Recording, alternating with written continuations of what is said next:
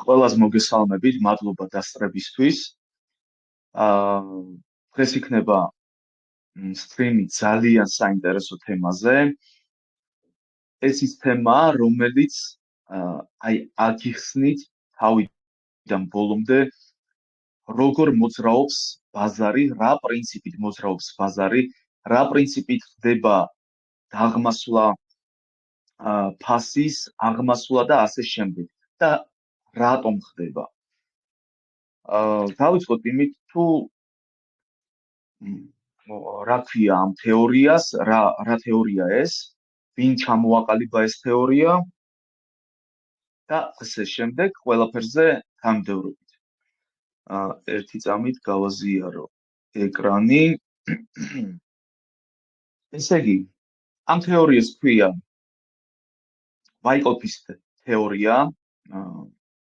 ცნობილი ტრეიდერი იყო ასეთი 100 წელზე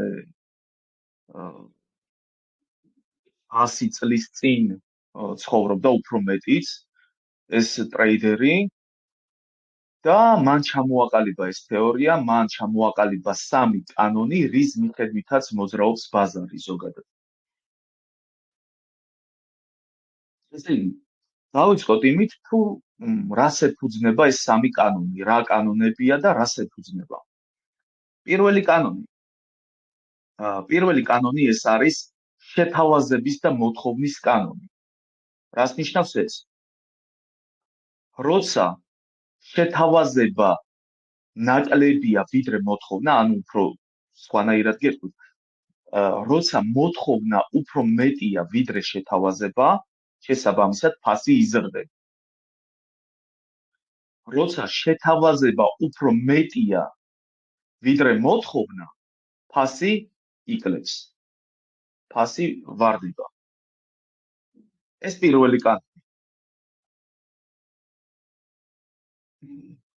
შემდეგ გადავიდეთ მეორე კანონზე. მეორე კანონი არის მიზეზი და შედეგი. მაგალითად, თქვენ დაინახეთ რაღაც, ვთქვათ, ესეთი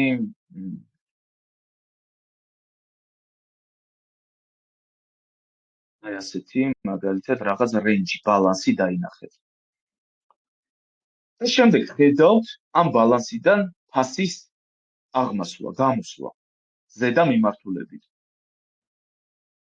თქვენ, ფასის გამოსვლის, აწევის, ხო? ზრდის მიზეზი არის ეს მიზეზი არის ეს აკუმულაცია, ან შეიძლება იყოს რეაკუმულაცია, ამას ჩვენ დაწვრილებით შევეხები უკვე სტრიმის განმავლობაში. ფასი თუ ზედა მიმართულებით გამოდის, ეს ნიშნავს ის, რომ აქ მსხვილმა მონაწილემ დააგროვა რაღაც თავისი პოზიცია და შემდეგ ფასი გამოვიდა ზედა მიმართულებით. ანუ უფრო მეტად აიწია ფასმა ამ თუ იმ აქტივზე. შესაბამისად, მიზეზი არის ეს აკუმულაცია, შედეგი არის ფასის აწევა. თუ არის ბალანსი და ბალანსიდან ფასი გამოდის ქვედა მიმართულებით, ნიშნავს იმას, რომ ეს ბალანსი უკვე იყო არა აკუმულაცია, არამედ დისტრიბუცია, ან მან ხდებოდა მსხვილი მონაწილის მიერ საკუთარი აქტივების გაყიდვა და შემდეგ ფასი გამოდის ქვედა მიმართულებით, ხდება დაცემა ფასის. ანუ ძირითადი მასა, ძირითადი გაყიდვები ხდება ამ პირველ ბალანსში. შემდეგ ერთი წამით გაგიზიაროთ შემდეგი მოდი trading views გაგიზიაროთ. ზოგადად trading views ნაკლებად ვიყენებ ხოლმე ყველაფერში ატას, მაგრამ ამ შემთხვევაში trading view ძალიან ისეთია, ინფორმატიულია და ადვილია წერა და ასე შემდეგ რა. უფრო გრაფიკულად ადვილია ახსნა. გადავიდეთ trading views-ზე. ჩვენ აგიხსნათ, როგორ შეიძლება მოძრაობდეს ფასი. ანუ პირველი კანონი ვაიკოფის შეთავაზება მოთხოვნა. მაგალითად, პირველი ფაზა ასეთი რაღაცნაირი ბალანსი შეიქმნა, შემდეგ ვხედავთ ფასის გამოსვლა ბალანსიდან. Ну, რა თქმა უნდა, დასკვნას ვაკეთებთ, რომ ეს ბალანსი აღმოჩნდა აკუმულაცია, შემდეგ გამოდის ბალანსიდან ფასი, გარკვეული ტრენდი, აღმავალი ტრენდი იქნება. შემდეგ აუცილებელი არაა, მაგრამ შეიძლება კიდევ ერთი ბალანსი შეიქმნას, ისევ ზედა მიმართულებით გამოვიდეს და ასე რამოდენიმეჯერ. აი ეს ბალანსი ერთი წამით ამ შემთხვევაში აი ეს მეორე ბალანსი უпростоრად პირველი იქნება აკუმულაცია, ხო? პირველი ბალანსი იქნება აკუმულაცია, ხოლო მეორე და დანარჩენი სხვა იქნება რეაკუმულაციის სტრუქტურა, რეაკუმულაციური სტრუქტურა. ეს ნიშნავს იმას, რომ როგორც პირველ ბალანსში, პირველ რენჯში, როგორც გნებავთ, ისე დაარქვით, სხვილი მონაწილე, რომელსაც ვაიკოფი არქმევდა კომპოზიტურ კაცს, ანუ კომპოზიტური კაცი, იმიტომ რომ რატომ ეძახდა მას კომპოზიტურ კაცს, რომ ჩვენ არ ვიფიქროთ კონკრეტულად ვინ არის ეს მსხვილი მონაწილე. ანუ სახელი, გვარი, კონკრეტულად მარკეტ მეიკერია, მსხვილი ბანკია, ჰედჯ ფონდია თუ ვინ არის, მაგას მნიშვნელობა არ აქვს ჩვენთვის, როგორც ტრეიდერებისთვის. ჩვენთვის მნიშვნელობა აქვს ფასის მოძრაობას და იმას, თუ რას ვხედავთ ჩვენ ჩარტზე. მიზეზი და შედეგი. თორე კონკრეტულად ვინ ამოძრავებს ფასს ჩვენთვის საერთოდ სულ ერთია. მაგაზე საერთოდ არ უნდა ვიფიქროთ. ეს უკვე რეაკუმულაციაა. შემდეგ მაგალითად ფასი ისევ აგრძელებს აღმასვლას, ისევ იქნება ბალანსი, ხო? და ფასი გამოდის უკვე ქვემოთ ამ ბალანსიდან. ისევ ბალანსი, ეს ყველაფერი და ისევ ქვემოთ. პირველი ბალანსი, რა თქმა უნდა, ეს იქნება უკვე დისტრიბუცია, ანუ განაწილება, იგივე დისტრიბუცია რას ნიშნავს? განაწილება, გადანაწილება აქტივის გაყიდვა და შემდეგ უკვე ფასი გამოდის, დაღმასვლა ხდება ფასის. დაუნტრენდი იქნება, დაღმავალი მოძრაობა ფასის, შემდეგ აი ეს ბალანსი უკვე იქნება დისტრიბუციის შემდეგი ბალანსი. იქნება რედისტრიბუცია, აქ იყო რეაკუმულაცია, აქ იქნება რედისტრიბუცია. იმ შემთხვევაში იქნება ეს რედისტრიბუცია, თუ ისევ ქვედა მიმართულებით გამოდის. მაგრამ ხომ შეიძლება მოხდეს ასე, მაგალითად. კი, ბალანსი შეიქმნა, მაგრამ ისევ აქ დაგროვება მოხდა პოზიციის, ფასმა აიწია. რატომ? იმიტომ რომ მიზეზი შეიძლება იყოს ძალიან ბევრი, სხვადასხვა. როგორც რაღაც ეკონომიკური გლობალური მიზეზები, ასევე რაღაც, ნიუსები გამოვიდა, რომელმაც მსხვილ მონაწილეს უბიძგა კიდევ ერთხელ დაგროვებისკენ აი ამ აქტივის, ხო? ისევ რეაკუმულაცია, ან აკუმულაცია, უკვე ამ შემთხვევაში იქნება აკუმულაცია უпростоრად, იმიტომ რომ დისტრიბუციის შემდეგ მოდის აკუმულაცია, თუ იმ შემთხვევაში იქნება ეს აკუმულაცია კიდევ ერთხელ, თუ ზედა მიმართულებით გამოვიდა ამ ბალანსიდან ფასი. გონი ეს გასაგები. შემდეგ ეს წავშალოთ, არ გვჭირდება. გადავიდეთ აი ამ სქემაზე.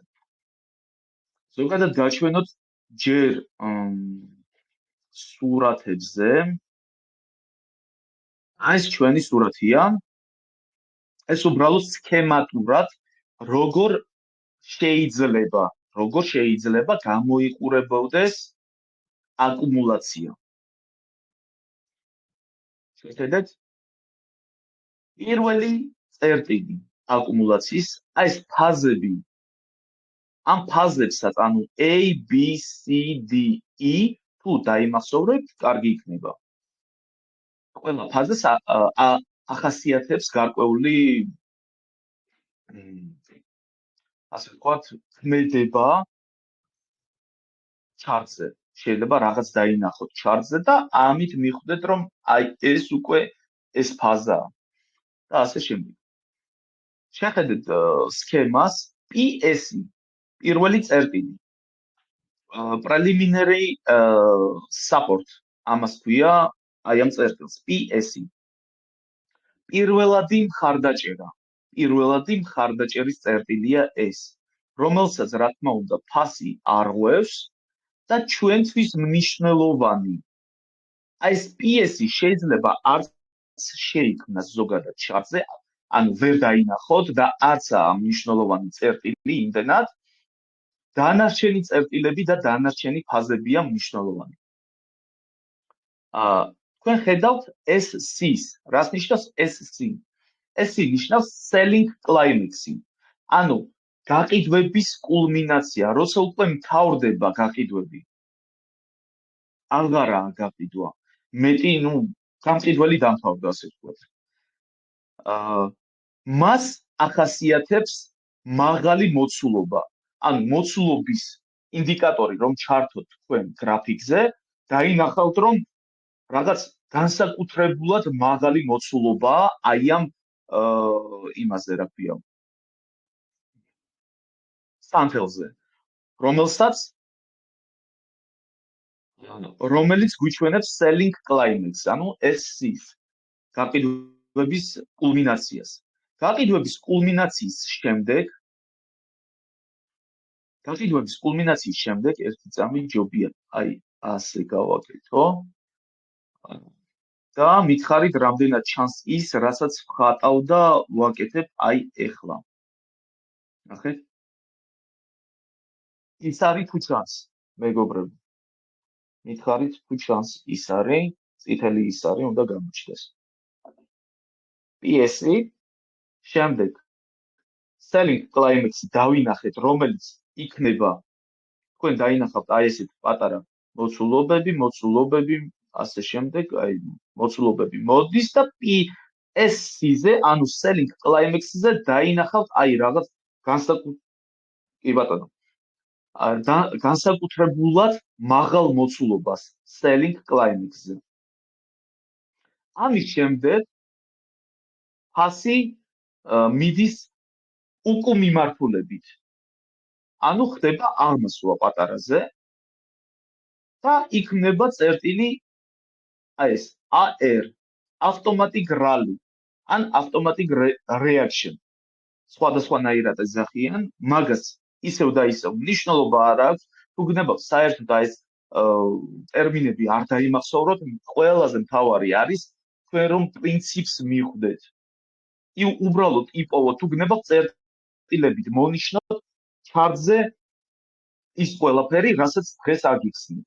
უბრალოდ თუ გნებავთ წერტილებით, აი ვერ გაიხსენით ტერმინები, პრობლემა არ არის. მთავარია აი წერტილებით მიხვდეთ, რომელი წერტილი, რომელი ფაზა, რომელ ფაზაში ვიმყოფებით, მოკლედ. AR, ანუ ეს არის უკვე მყიდველის რეაქცია. კლაიმექსის შემდეგ, გაყიდვების კულმინაციის შემდეგ ხდება ავტომატური რეაქცია მყიდველის მხრიდან.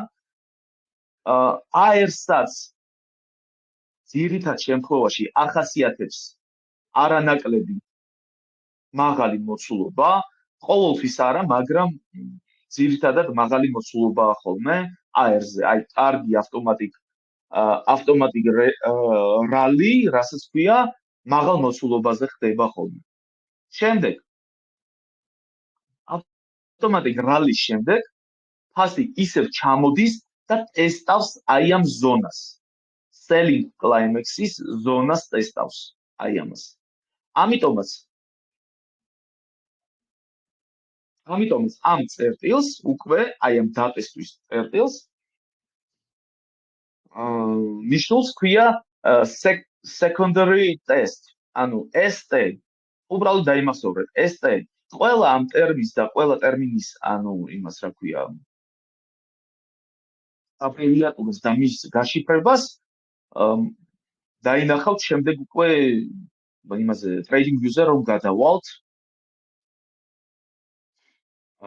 ეს ტესტ შემდეგ ძალიან მნიშვნელოვანია ჩვენ რას ვაკეთებთ. ამას მოვაშორებ. ნახეთ იმის შემდეგ რაც ჩვენ დავინახეთ selling climax-ი, automatic rally, second test-ი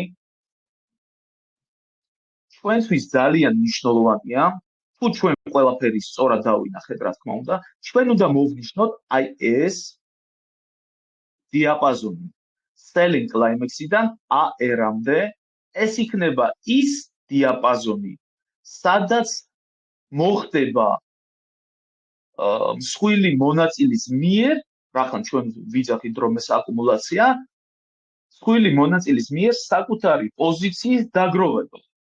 ანუ ჩვენ ვიცით უკვე რომ რა საზღვრებში აგროვებს ის საკუთარ პოზიციას. საზღვრები ცნობილია ზედა, ქვედა. ახლა second test-ის შემდეგ ჩვენ ვაკვირდებით რომელ მხარეს არღვევს ფასი პირველს. რომელ ზღვარს არღვევს, ქვედას თუ ზედას. თუ ეს არის, ნახეთ, თუ ეს არის აკუმულაცია, იმიტომ რომ ეს შეიძლება დაღმასვლა კი მოხდა ერთი წამით, ესე განიშნოთ, დაღმასვლა კი მოხდა აქტივის, მაგრამ შეიძლება ეს ბალანსი იყოს რედისტრიბუცია და არა აკუმულაცია. ანუ თუ ეს რედისტრიბუცია, ისევ დაბლა მივდივართ ამ ბალანსიდან გამოვდივართ დაბლა. მაგრამ თუ ეს არის აკუმულაცია, ტესტის შემდეგ ფასი არღვევს ბალანსს ზედა მიმართულებით. არღვევს ზედა მიმართულებით და ამ სქემაზე უბრალოდ რატომღაც არ არის მონიშნული ის რომ აი ამ გარღვევის წერტილს ზედა ქვია uptrust action. ანუ და უნდა მოვნიშნოთ აი ესე UA.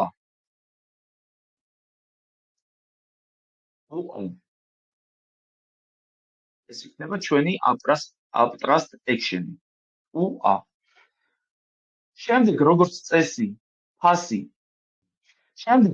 წესი, ფასი ისევ შემოდის ბალანსში და არღვევს მას უკვე ქვედა ზღვარს. მის ქვედა ზღვარს არღვევს.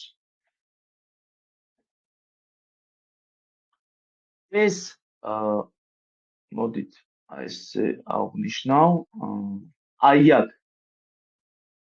აი აქ იქნება გარღვევა წესით. აი აქ. ანუ აქედან AR-ი გავარღვიეთ, მოხსენთ ლიკვიდურობა AR-დან, აი ამ uptrust action-ით, ხოლო ქვემოთ როცა მივდივართ, ვხსნით ლიკვიდურობას უკვე selling climax-ის წერტილიდან. ეს უკვე იქნება ეს წერტილი გარღვევის ქვედა მიმართულებიდან. ეს იქნება ჩვენი ST in B წერტილი. ST in B. ეს იქნება ეს წერტილი. ST in B. Okay, ჩვენ გვაქვს ST in B, ჩვენ გვაქვს uptrust action-ი. ჩვენ მივხვდით, რომ ეს არის აკუმულაციური ბალანსი, ანუ ჩვენი ძირითადი პოზიცია უნდა იყოს, რა თქმა უნდა, ლონგი, ხო, აკუმულაციიდან.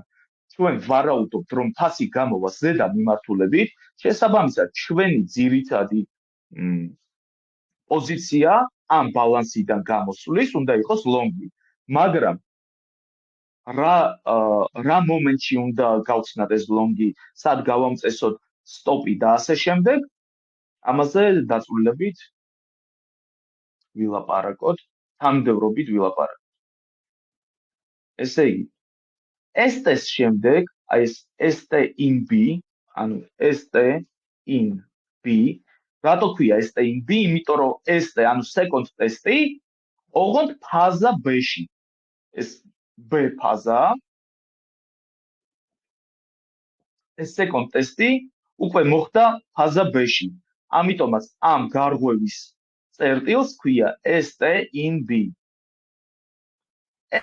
ST in B-ს შემდეგ ფასი აკუმულაციის დროს შეიძლება ეს დაიმახსოვრეთ, რომ აუცილებელი არაა, მაგრამ შეიძლება კიდევ ერთხელ გაარღვიოს ქვედა ზღვარი. ანუ ჩვენ გვაქვს წერტილი ST in B, ხო? და შემდეგ ფასი უკვე არღვევს აი ამ ST in B-ს. ანუ გვაქვს აი ეს წერტილი სპრინგი. აი ეს სპრინგი იქნება. კიდევ ერთი გარღვევა ქვემოდან. ST in B-ს გარღვევა.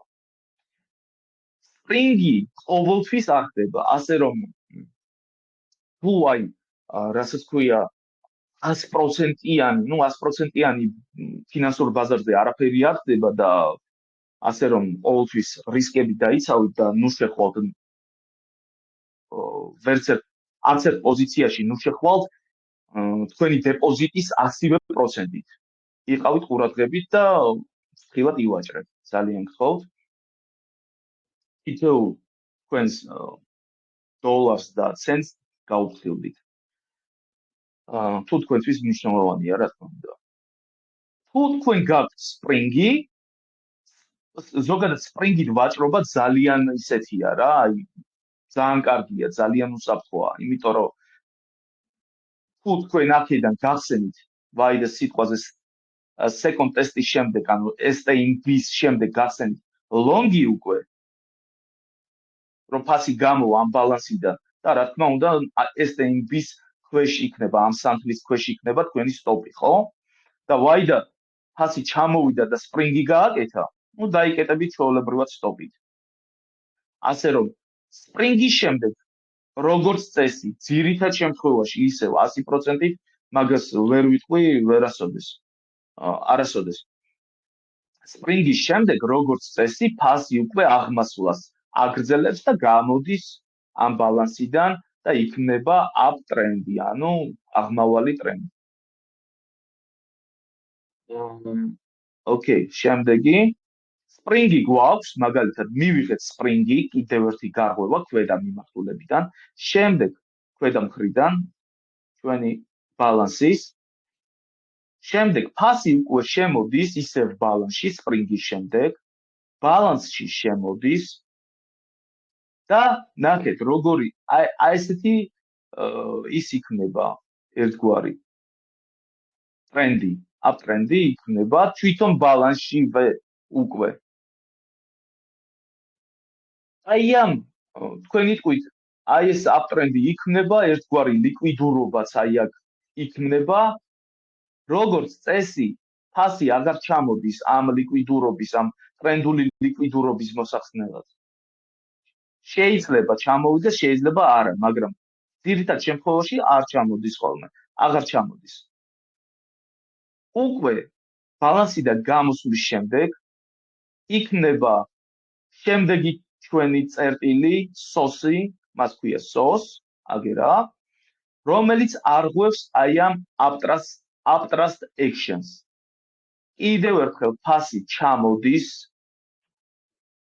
ბალანსში, შეიძლება ჩამოვიდეს ბალანსში, უბრალოდ რაღაც გარკვეული ლიკვიდურობა მოხსნას და გააგრძელოს ისევ აღმავალი მოძრაობა. ეს უკვე ფაზა E, ანუ უკვე გამოსვლა ბალანსიდან. აი ეს წერტილები, მოდით ამას მოვაშორებ. სპრინგის შემდეგ, როცა ფასი ჩამოდის აი ამ ბალანსის საზღვრის დასატესტად, ეს ამას ქვია ზუსტად ეგრე, ტესტი. ხდება ტესტი, ანუ შემოსვლა, დატესტვა ბალანსის ქვედაზღვარის, ანუ რამდენად ძლიერია უნდა დაიტესტოს, რამდენად ძლიერია ჩვენი მყიდველი. დაიტესტა და შემდეგ იწყებს აღმასვლას ფასი. LPS ეს არის last point of support, ანუ უკანასკნელი წერტილი მხარდაჭერის. მხარდაჭერის უკანასკნელი წერტილი. ამ წერტილებში ხდება მხარდაჭერა მყიდველის მხრიდან. აღარ უშვებს ის დაბლა რო ჩამოვიდეს ფასი. სოსის შემდეგ, იმის შემდეგ, რაც ჩვენ მივიღებთ სოს, შეიძლება ფასი მობრუნდეს ბალანსში გარკვეული ლიკვიდურობის მოსახსნელად. შიგნით ძალიან ღრმად არა და იქნება წერტილი back-up. ანუ ეს იქნება უკვე წერტილი back-up-ი. ანუ BU ასე უნდა დაიწეროს, მოინიშნოს ეს წერტილი. back-up-ის შემდეგ უკვე გამოვდივართ ზედა მიმართულებით. ცოტა სქემატურად რომ შეხედოთ და შეიძლება ახსნითაც, ანუ ფულად მოგეჩვენოთ, აუ, ამდენი ტერმინია, ამდენი რაღაცა მოძრაობაა და ასე შემდეგ. მაგრამ ტრეიდინგი იმით არის საინტერესო, რომ ყველაფერი აი ესე მარტივად არ არის, როგორც აი სქემაზეა. აი ამ სქემას დააკვირდით. აი ზუსტად ისე, როგორც ამ სქემაზეა, თქვენ კრიპტო ბაზარზე ყოველ შემთხვევაში ჩარტებზე შეიძლება არც კი შეგხვდეთ აი ზუსტად ასეთი სქემა.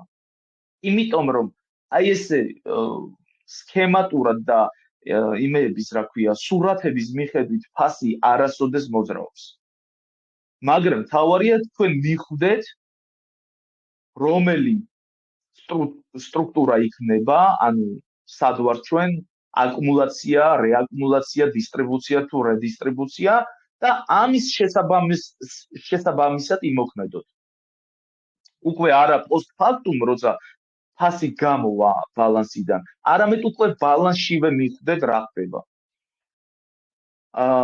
მოდით ეხლა გადავიდეთ ჩარტზე. და უკვე ჩარტზე მე მგონი თქვენთვის ბევრად გასაგები გახდება ეს ყველაფერი ახსნით. ესე იგი, გაგიზიაროთ ისევ trading view ჯობია. აი ასე გავარჩიოთ ეხლა ჩვენ. თან მოცულობებიც რო ჩანდეს. ნახეთ.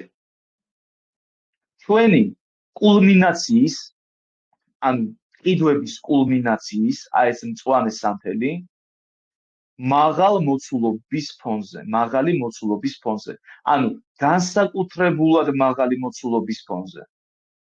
ოკეი, კარგი, მოვნიშნეთ, მაგალითად, კი ბატონო, ჩვენ დავინახეთ დანარჩენი. მაგალითად, არ ჩანს, ხო, ჩარტის ჯერჯერობით და დავინახეთ ეს მწვანე სამთელი. ჩვენ უნდა დაველოდოთ დანარჩენ წერტილებს.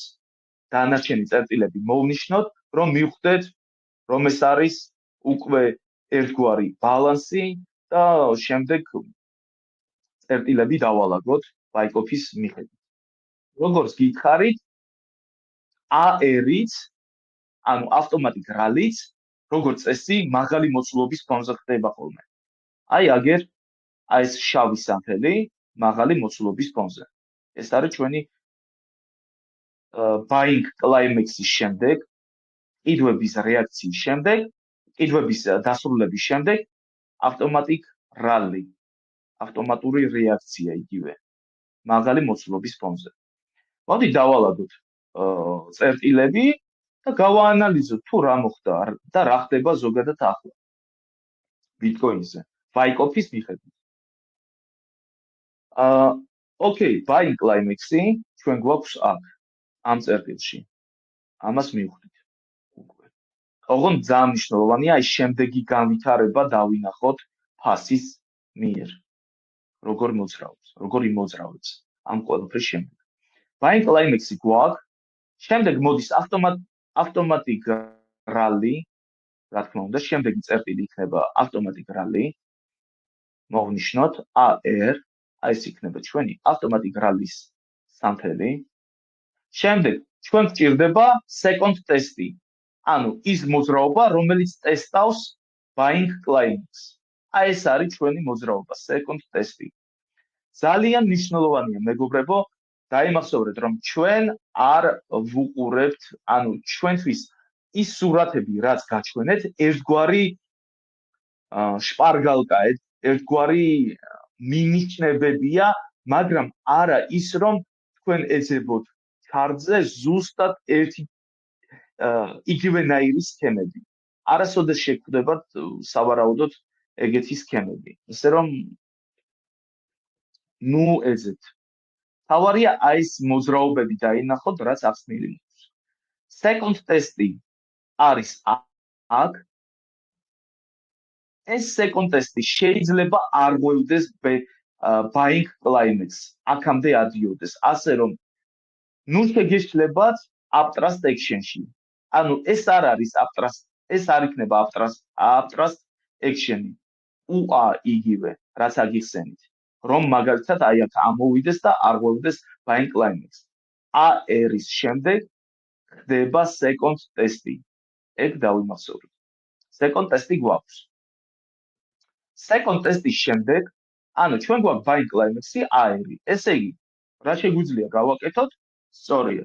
მოვნიშნოთ ჩვენი ბალანსის საზღვრები. აი ეს იქნება ჩვენი ბალანსი. შემდეგ უბრალოდ ვაკვირდებით, რომელ მხარეს გაარღვევს პირველს ფასი. ზედას, ანუ bind climax გაარღვევს, თუ AR-ს, ავტომატიკრალის გაარღვევს. ჩვენ რას ხედავთ? არღვევს პირველს bind climax. შესაბამისად ვაკეთებთ დასკვნას, რომ ეს არის რეაკუმულაციური სტრუქტურა. რატომ რეაკუმულაციური? იმიტომ რომ ქვემოდან ამოდის, ანუ იქ ქვემოთ უკვე აკუმულაცია მოხდა. ფასი ამოდის ქვემოდან, ისევ ჩერდება ბალანსში, ანუ სავარაუდოდ ისევ დიდი მაღალი ალბათობით ისევ აი ამ ბალანსში მოხდება რეაკუმულაცია, თავიდან შეგროვება პოზიციის მსხვილი მონაწილის მიერ და ისევ გამოსვლა ზედა მიმართულებით, ისევ აპტრენდი შეიქმნება. ყველაფერი ვარაუდის დონეზეა. მეგობრებო, 100%-ით არავინ არაფერი იცის.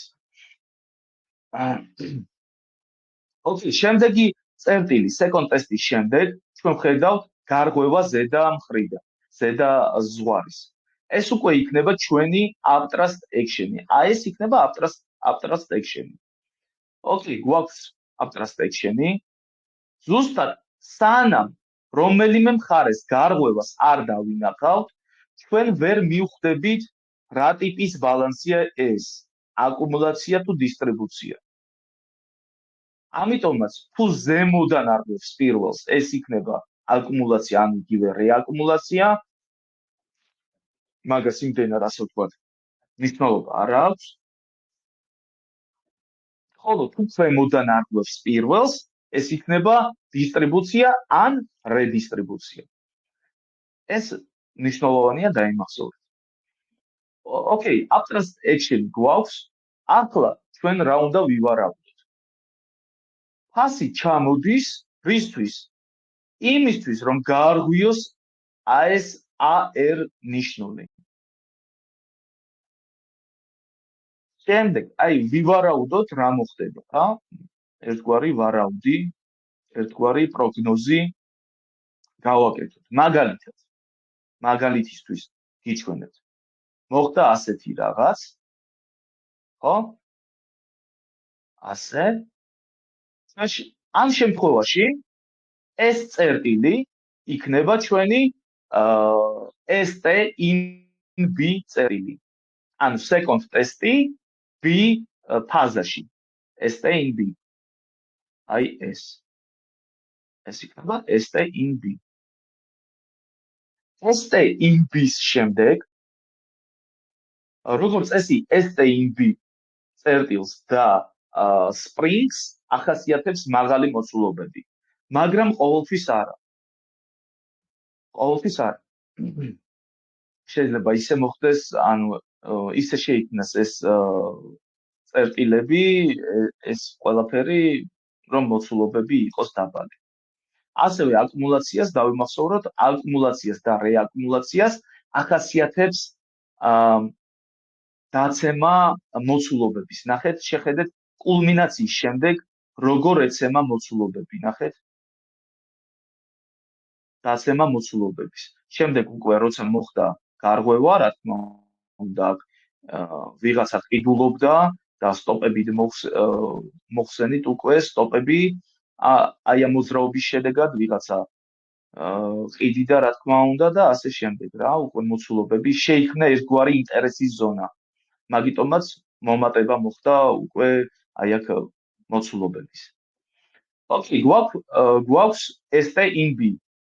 STINB-ის შემდეგ, აი იდეალური ასე ვთქვათ ვარიანტი შევქმნათ, ასე ვთქვათ, რა შეიძლება მოხდეს. ისევ ერთი გარღვევა უკვე აი ამ წერტილის STINB-ის გარღვევა და ეს იქნება ცრავად ეს უკვე იქნება ეს წერტილი იქნება Spring-ი. ეს იქნება ჩვენი Spring-ი. ოკეი. აი ასე. Spring-იც გვაქვს. Spring-ის შემდეგ ეს გავაკეთოთ.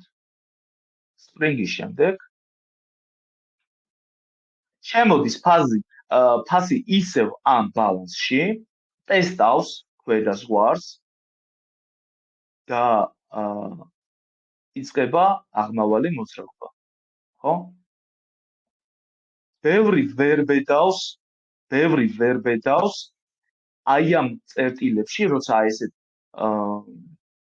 აღმავალ order flows ხედავს, ორდერების ნაკადს, order flows ხედავს, ვერ ბედავს ლონგში შესვლას. რატომ?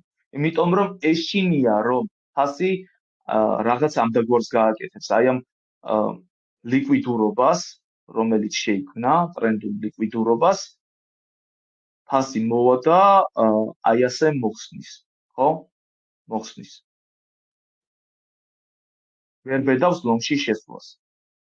ამიტომაც, როცა ძალიან მნიშვნელოვანია, ანუ ვაიკოფის აი ამ თეორიის, აი ამ სქემის ცოდნა, იმისთვის რომ თქვენ სწორად გაანაწილოთ ყველა ფაზა, ყველა წერტილი და თქვენ როცა მიხვდებით, რომ ეს უკვე D ფაზაა, ხო?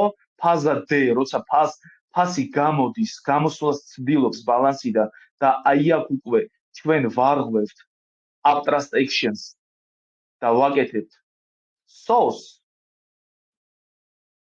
ან აი აქ LPS-ებზე შესვლა შეგიძლიათ, ეს წერტილები იქნება LPS წერტილები. აი აქ BU LPS მიწერია, კი ბატონო, იყოს ესე. იგივეა თეორიაში ეს ყველაფერი BU LPS და ესეც იქნება BU LPS. ესეც. ხოლო აქ იქნება SOS-ი. SOS. ამით ფასი გიჩვენებთ, რომ მზადაა გამოსასვლელად ბალანსიდან. ყველაზე უსაფრთხო შესვლა ლონგში სად შეიძლება მოხდეს, ხო?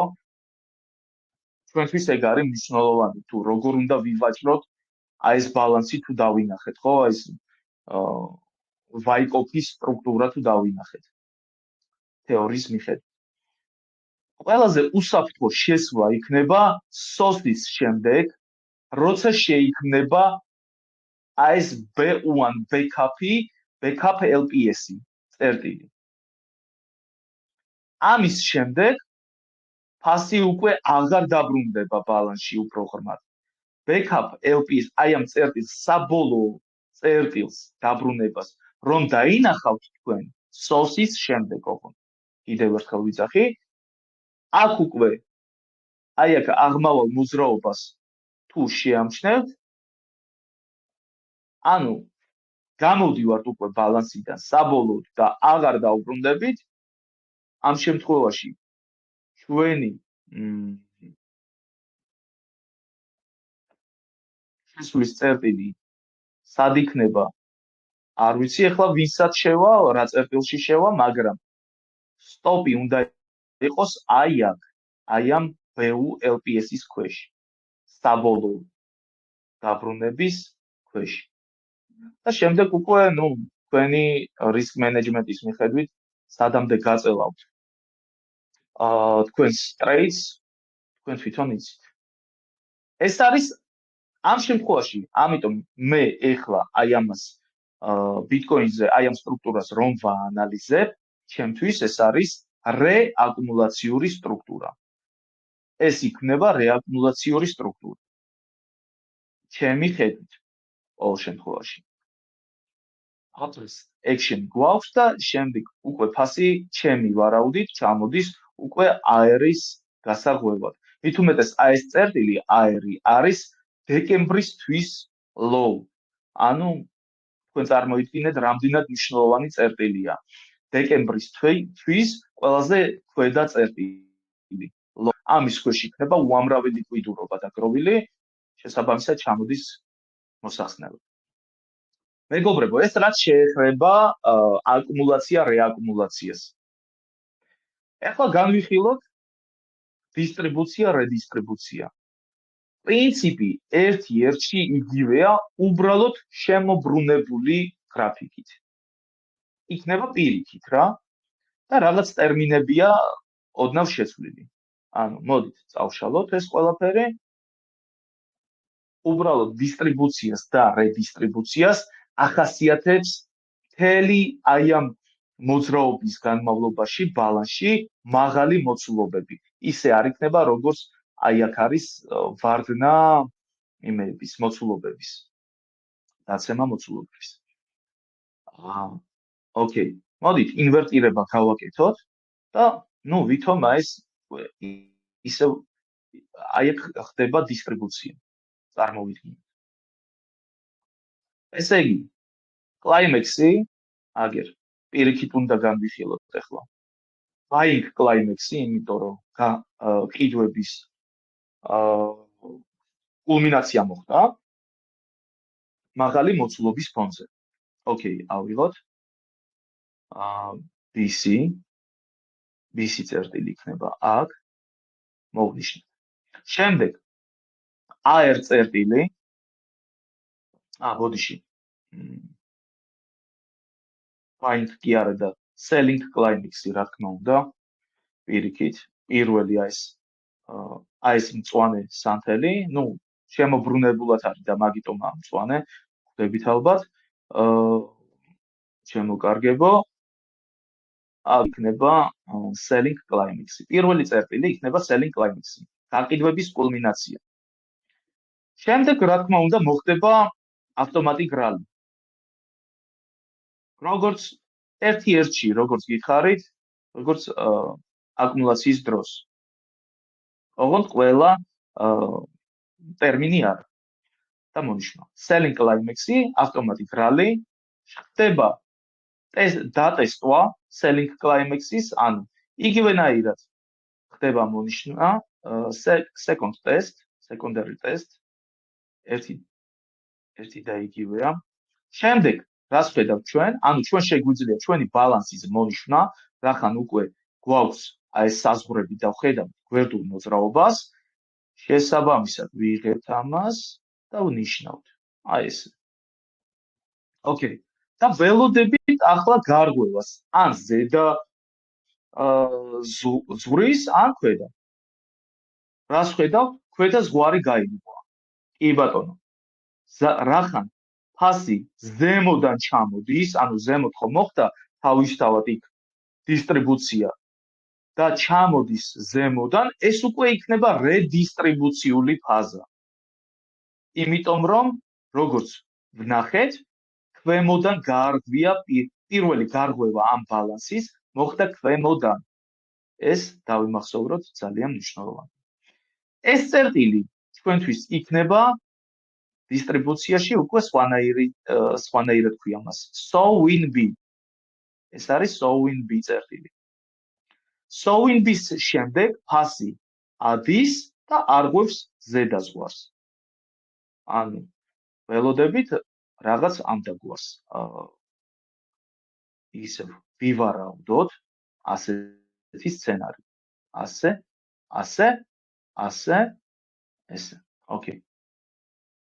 პირველი გარღვევა AR-ის ეს იქნება წერტილი utad-ი, იგივე აპტრასტი, action-ის გარეშე აპტრასტი იქნება.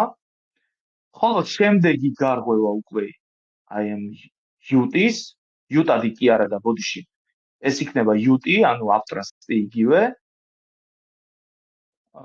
ერთი წამი ბოდიში. აპტრასტი. ხოლო შემდეგი გარღვევა უკვე ამ აპტრასტის იქნება utad-ი, იგივე აპტრასტ after distribution, ეგრე ქვია. განმარტება. utad, საერთოდ ხარ, აი ეს იქნება ჩვენი utad. წერტილი utad. ut და utad-ს როგორც წესი ახასიათებს მაღალი მოცულობები. იმიტომ რომ ლიკვიდურობა მოხსენით ერთხელ, utad-ი ხსნის მეორედ ut-დან იმას რა ქვია, ლიკვიდურობას შესაბამისად მაღალი მოცულობების ფონზე ხდება. ისევ ბრუნდებით ბალანსში, დაბრუნება ბალანსში, მერე ხდება დატესტვა utad-ის და ჩამოსვლა. აი ეს. ანუ როგორც ხედავთ, მეგობრებო, პრინციპი ერთ-ერთში იგივეა, რაც აკუმულაციის შემთხვევაში. ერთ-ერთშია. უბრალოდ წერტილები და ტერმინებია სხვანაირი. ზოგი განსხვავდება. ამ შემთხვევაში LPS-ი იყო აკუმულაციის შემთხვევაში აი ეს წერტილები less point of support-ი, ამ შემთხვევაში უკვე იქნება less point of supply. ანუ უკანასკნელი წერტილები შეთავაზების უკანასკნელი წერტილები. მონიშნა ხდება შემდეგნაირად. აბა თუ მაქვს მონიცნული. არა, არ მაქვს. მაშინ ჩავწეროთ LPSY. აი ეს LPSY. დავამახსოვრებინოთ, ბარემ დამჭირდება. ოკეი, აი ეს. ესეც იქნება LPSY, ესეც იქნება LPSY და ესეც იქნება LPSY. შემდეგ შეიძლება ფასმა გააკეთოს გამოსვლის შემდეგ, ხო? ბალანსიდან გააკეთოს აი ესეთი მოძრაობა, ერთ-ერთი LPSY-ის წერტილი მოხსნას, შეიძლება ასეთი რამეც მოხდეს და ეს იქნება საბოლოოდ აი ყველაზე უსაფრთხო შესვლის წერტილი. იგივე როგორც აკუმულაციის დროს აგიხსენით, ეს იქნება LPSY backup წერტილი. იგივე წერტილი. აქედან უკვე ვიღებთ shorts, რა თქმა უნდა, აქედან ვიღებთ shorts, stop-ი გვექნება აქ, ხოლო იქ უკვე სადამდე გავწელოთ, ეგ უკვე ნება თქვენია. ეს არის ის, რაზეც მინდოდა საუბარი დღეს, რის ახსნაც მინდოდა მეგობრებო, ვაიკოფზე, ვაიკოფის თეორიაზე, ძალიან ეფექტური სტრატეგია, თუ ამას განერგავთ თქვენს ვაჭრობაში როგორც სტრატეგიას და არა მარტო როგორც ანალიზის მეთოდს, არამედ როგორც სტრატეგიას ვაჭრობისთვის და რაც მთავარია სწორად გაანალიზეთ, იმიტომ რომ როგორც ნახეთ, არხზე მქონდა მე რამდენიმე დღის წინ ანალიზი გარკვეული, თუმცა 15 წუთიანზე გავაკეთე და ერთგვარი შეცდომა მომივიდა. მთავარია ძალიან მნიშვნელოვანი სწორად გააკეთოთ ანალიზი, თუ სწორად გააკეთეთ და ყველა წერტილს სწორად იპოვით, შესაბამისად შეგიძლიათ ივაჭროთ ამ სქემის მიხედვით ივაჭროთ. ძალიან მნიშვნელოვანია კიდე რა. მოდით დავუბრუნოთ ჩარტი. მოდით ერთი წამით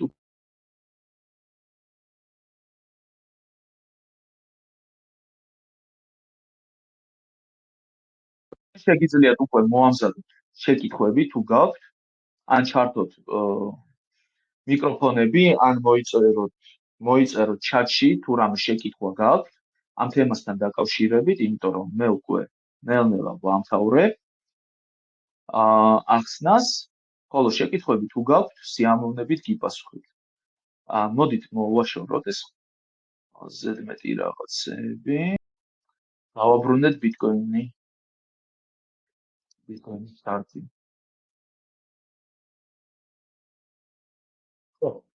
როგორც გითხარით, ანუ ძალიან მნიშვნელოვანია, რომ ჩვენ სურათების მიხედვით არ ვივაჭროთ. რას გულისხმობ? კიდევ ერთხელ მოვნიშნავ წერტილებს. ეს არის აქ. second test-ი იყო აქ. სად არის second test-ი? ეხლა ნახეთ. second test-ი როგორც წესი, აი ტრეიდერებს რა აბნევთ იცით? second test-ი. იმიტომ რომ second test-ი როგორც შეიძლება ტესტავდეს და არ ცნიდეს ლიკვიდურობას AR-ზე, ხო? აკუმულაციის დროს. ასევე შეიძლება მოხსნას კიდევაც. მოხსნა თუ არ მოხსნა, დაიმახსოვრეთ, რომ ეს იქნება ყველა ვარიანტში second test-ი. ეს არ იქნება სხვა წერტილი. ყველაზე მნიშვნელოვანი ის არის, რომ ჩვენ buying climax-ი და AR-ი სწორად მოვნიშნოთ. შესაბამისად, აი ეს ჩვენი range-ია, ჩვენი საზღვრებია ყველაზე მნიშვნელოვანი. ჩვენ უნდა ვიცოდეთ, რომელ საზღვრებში მოძრაობს ფასი. Second test-ი, მნიშვნელოვანია, რა თქმა უნდა, მაგრამ იმდენად მნიშვნელოვანი არა, რომ თქვენ დაიბნეთ. არ დაიბნეთ. შეიძლება second test-მა მოხსნას ლიკვიდურობა AR-ზე. და შემდეგ მაღლა წავიდეს და აქაც მოიხსნას ლიკვიდურობა, რა. ასე რომ ყურადღებით იყავით. ამან არ დაგაბრუნდეთ.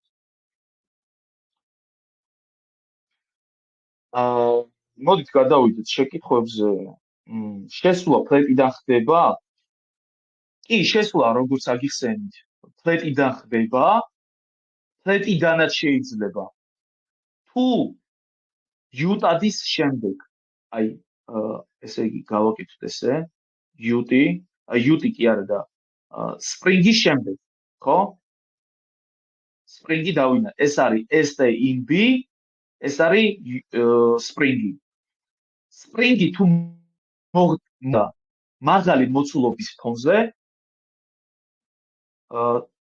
ძალიან დიდი ვარაუდია იმისა, რომ მოხდეს სპრინგის დატესტვა.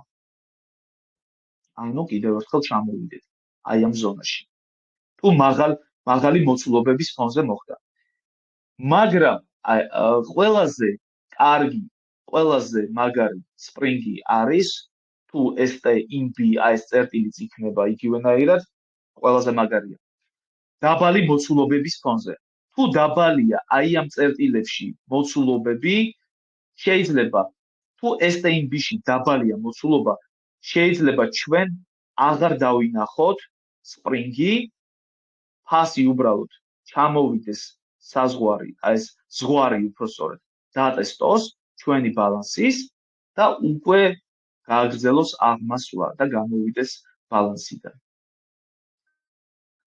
ბევრნაირი ისინი არსებობს რა, სქემები ვაიკოფის აი ამ სტრუქტურის, აი ამ ბალანსის. ასე რომ ისევ და ისევ ერთხელ დანახვით, ერთხელ გაგონილით, ცოტა რთულია, რთულად შეიძლება მოგეჩვენოთ. მაგრამ შეეცადეთ 5 წუთიანი ტაიმფრეიმი იქნება, უფრო დაბალზე არ ჩახვიდეთ, არ ღირს, 5 წუთიანიც კი დაბალი ტაიმფრეიმია, 15 წუთიანზე, 1 საათიანზე, 4 საათიანზე ლიკვიდურ ინსტრუმენტებზე, ანუ ლიკვიდურ აქტივებზე, ბიტკოინი, ეთერიუმი შეეცადეთ აი ამ აქტივებზე სადღაც ბალანსი დაინახეთ, დააკვირდით მოცულობებს და მონიშნეთ სწორად წერტილები. აი ეს წერტილები გადაწერეთ სადმე, ამ ფოტო გადაუღეთ, რომ გქონდეთ რა შენახული და შესაბამისად ამის მიხედვით შეგიძლიათ ჩვეულებრივად ივაჭროთ. ძალიან ეფექტური სტრატეგიაა, მე გირჩევთ რომ ჩაუღრმავდეთ და კარგად გაუგოთ პრინციპს და შემდეგ დაიწყოთ რამით ვაჭრობა, თუ რა თქმა უნდა სურვილი გიქნა. პირველად რა სურათიც განიხილე გრაფიკზე, იქ შესვლა ტრენდის საწინააღმდეგოდ არ გამოდიოდა, აღმავალი იყო ტრენდი. ბიტკოინი იყო. აი ეს ბიტკოინი. აი ეს სურათი იყო, სხვა არაფერი განმიხილოს. სურათი რა, ანუ ჩარტია. სურათზე აქ გაჩვენეთ. აი ეს სქემა იყო, თორე ისე ახსნა უკვე, ასე ვთქვათ, ჩარტზე აქ დავიწყო. აქ შესვლა ტრენდის საწინააღმდეგოდ არ არის. რატომ? აღმავალი ტრენდია, ბალანსი, რეაკუმულაციური, თუ სწორად განსაზღვრეთ ყველაფერი და შესვლას გავაკეთებთ ლონგში. რატომ ტრენდის საწინააღმდეგოდ? ტრენდი არის გლობალური, ტრენდი არის აღმავალი. შეიქმნა პატარა ბალანსი და ისევ ლონგში ვარაუდობ შენ შესვლას. საწინააღმდეგოდ იქნებოდა თუ შორტში შეხვიდოდი. ესეც რა თქმა უნდა. თუმცა არც ეგაა პრობლემა. იმიტომ რომ შენ თუ სწორად განსაზღვრე ყველაფერი, ყველა წერტილი სწორად დაალაგე და მივხვდი რომ დისტრიბუციაა, მაშინ რა თქმა უნდა კიდევ გამოსვლა ქვემოთ უნდა მოხდეს და შორტი უნდა გახსნა. მოცულობებთან ერთად ხომ აგიხსენით, ანუ BIS-ის და AER-ს ამ შემთხვევაში ახასიათებს მაღალი მოცულობები, როცა არღვევს ერთ-ერთ ზღვარს ფასი, რა თქმა უნდა, მაღალი მოცულობებია როგორც წესი, თუმცა ST და STINB, როცა იქნება ან სპრინგი, შეიძლება იყოს როგორც მაღალი მოცულობის ფონზე, ასევე დაბალი მოცულობის ფონზე. აი, მაგას 100%-ით ვერ გეტყვით, რომ აუცილებლად მაღალი მოცულობის ფონზე უნდა ხდეს. ეს რაც შეეხება იმას, რა ქვია, ვერტიკალურ მოცულობებს, მაგრამ კლასტერებში კლასტერულადაც შემიძლია აგიხსნათ, მაგრამ ამას აზრი არ აქვს კლასტერული რომ აგიხსნათ, რატომ იცით? კლასტერები შეგიძლიათ ვისაც გაქვთ ატასი გახსნათ და დაინახავთ რომ აი ეს შავი სანთელი სადაცაა, AER-ი და იქ buying climax-ი სადაცაა, ჩრდილებში დაინახავთ მაღალ მოცულობებს. ჩრდილებში დაინახავთ. აი ეს მოცულობები აჩერებენ ფასს. ჯერ ზემოდან, მერე ქვემოდან. არაფერი ისეთი აი განსაკუთრებული არ არის, რის მიხედვითაც შენ შეგიძლია წინასწარ მიხვდე, რომ აი აქ იქნება ან აკუმულაცია, ან დისტრიბუცია. ეს ნახე, შენ თუ მოცულობით კლასტერულით ვაჭრობ, შენ ამას მაინც დაინახავ. კლასტერებში დაინახავ აი ამ ყველაფერს. კლასტერებშიც კი დაინახავ. მაგრამ შენ თუ მოცულობით კლასტერულით არ ვაჭრობ, ხო? მაშინ ეს შეგიძლია აიღო უბრალოდ აი აქ სანთლური ანალიზით მოცულობები, უბრალოდ აი მოცულობების ის რა ქვია, ინდიკატორი ჩართო, ვოლიუმი და სანთლებს აკვირდებოდე და აი ესეთი ანალიზი გააკეთო, როგორც დღეს მე აგიხსენე.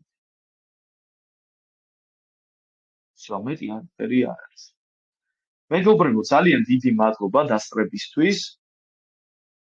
იმედი მაქვს, რომ საინტერესო სტრიმი გამოგვივიდა.